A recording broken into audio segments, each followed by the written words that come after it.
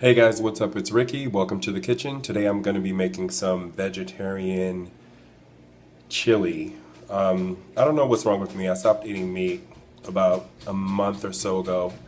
I just haven't had a taste for it, and you know I'm such a carnivore, so I can't wait for the taste to come back. But until then, I have been cooking with no meat. I have been eating fish, but that taste is going away too. Please help. Please help me. But I have lost about 12 pounds, and I can see it in my face a little bit. My face has a tendency to get really chunky monkey when I gain weight. So, yeah, stay tuned. Hey guys, I'm gonna get started with this vegetarian chili. I'm gonna saute my vegetables. There's a couple of tablespoons of olive oil in here. There is about a tablespoon of minced garlic, one serrano chili. I left the seeds in because I like it hot, and I chopped that up. One red bell pepper, two small zucchini, and one onion that is diced. So I'm going to get this going for about 5 minutes over medium high and then season it up. Vegetarian chili coming right up. I'm over pretty high heat. Just saute the veggies. You don't have to let them go too long. You just want the onions and garlic to release their flavor. You're going to start to smell the fragrance. And then I'm just going to add my seasonings into this. This is my seasonings. The main ingredients to season chili are chili powder. I have two here. I have about 2 teaspoons of Mexican chili powder, 1 teaspoon of serrano chili powder. You don't have to use that one. I got about half a teaspoon of Slap Your Mama Cajun seasoning, a tablespoon of cumin, and about a teaspoon of Dominican oregano. You can always use regular oregano. I'm just going to dump all this stuff in here.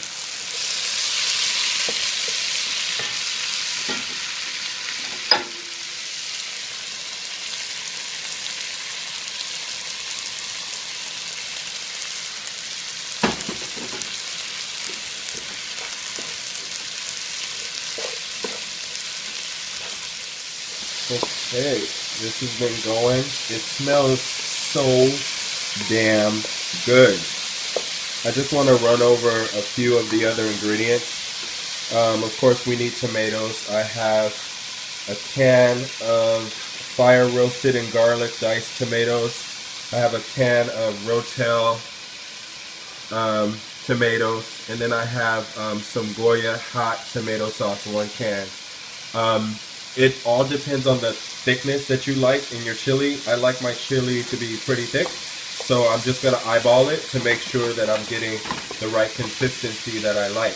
I also have 2 cans of beans. I use Goya beans, the regular size can. I have black beans and then red beans. I did rinse them because they have a lot of salt if you leave the sauce that it comes in. And then over here I have some chopped cilantro. I don't want to add that until almost the end. And then I also have some frozen corn. So what I'm going to do is add the beans and the corn into the mix.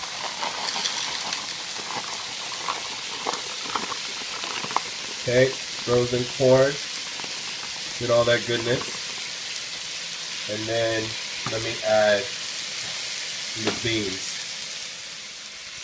Now that this has been incorporated, I'm going to turn the heat down slightly to medium high because I don't want to burn or make the veggies too mushy. Now I'm going to add my tomatoes. Keep in mind that I did not really salt this because these tomatoes and stuff, they have salt in them. So you want to add whatever salt that you need at the end. And this is this fire roasted diced garlic tomato. And you guys know I always use Rotel tomatoes and green chili. So add this in, it has a little juice in there. And lastly, the Goya tomato sauce in hot. 1 can of tomato sauce.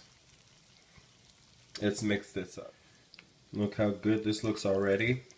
We're still on medium heat, and I think it's time to add the cilantro. It's just about a handful or two of cilantro, just to give it that added flavor. When you don't have meat in your chili, it's really important to make sure that you have your proteins, which are the beans, and then you have a lot of added flavor so you don't have anything that's bland or nasty.